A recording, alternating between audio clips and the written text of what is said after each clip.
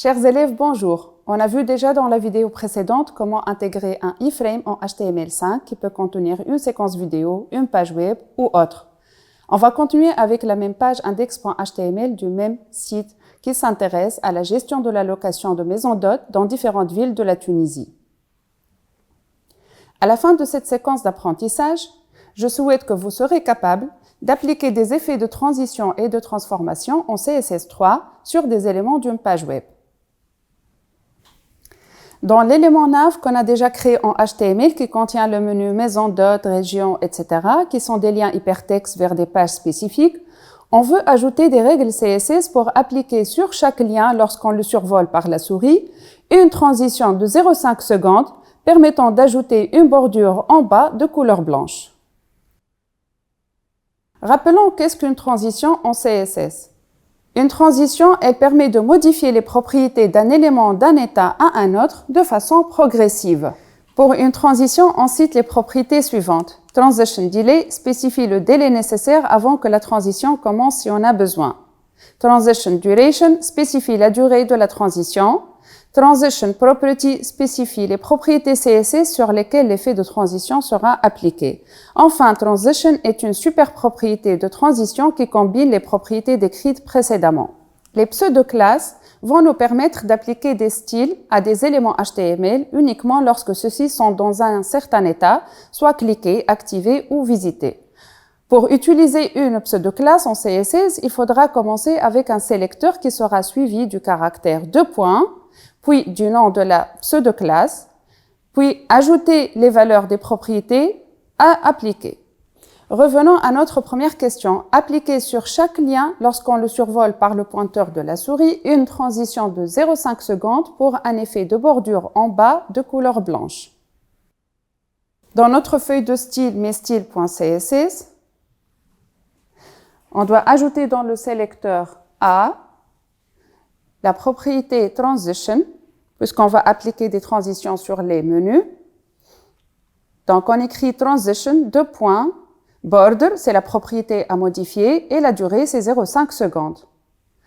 Et puisque la transition sera appliquée lorsqu'on survole les liens par le pointeur de la souris, donc on va écrire liste menu, A, 2 points, hover, et on va appliquer les propriétés à modifier. Donc, on a ici border bottom, c'est la bordure qui est en bas qui va être changée. On va donner ici l'épaisseur, c'est 3 pixels. Le style, c'est solide, c'est entré en continu et de couleur blanche. À cet état, on remarque qu'il n'y a pas d'effet de transition lorsqu'on survole les liens. Maintenant, on va rafraîchir la page index. Et en survolant les liens, on voit bien que l'effet de transition est appliqué. Passons maintenant à un autre exemple de transition dans la balise structurante footer qu'on a déjà créée. On veut ajouter des règles CSS pour appliquer sur chaque image des réseaux sociaux, lorsqu'on le survolant par la souris, une transition de 0,7 secondes pour un effet d'opacité à 1, une transformation d'augmentation de taille, c'est un effet de zoom de 1.3, et une transformation de rotation des axes des Y de 360 degrés. Avant de répondre à cette question, expliquons c'est quoi la propriété transform. En CSS, la propriété transform applique un effet de transformation 2D ou 3D à un élément.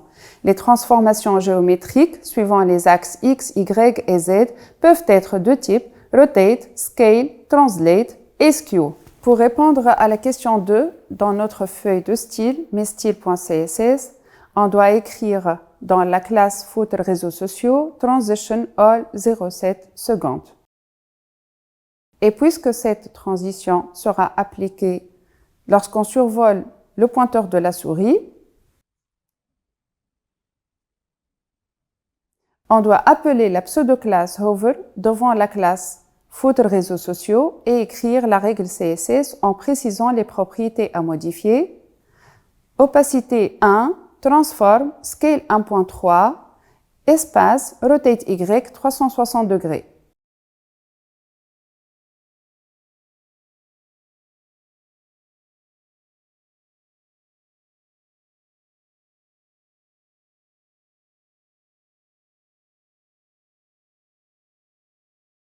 Pour voir le résultat de ce code, on va rafraîchir la page index.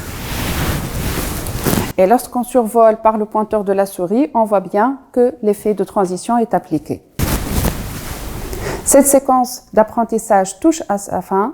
Pour mieux comprendre les notions présentées dans cette vidéo, vous pouvez exploiter les évaluations en cliquant sur le lien ci-dessous. Je vous remercie pour votre attention et bonne continuation.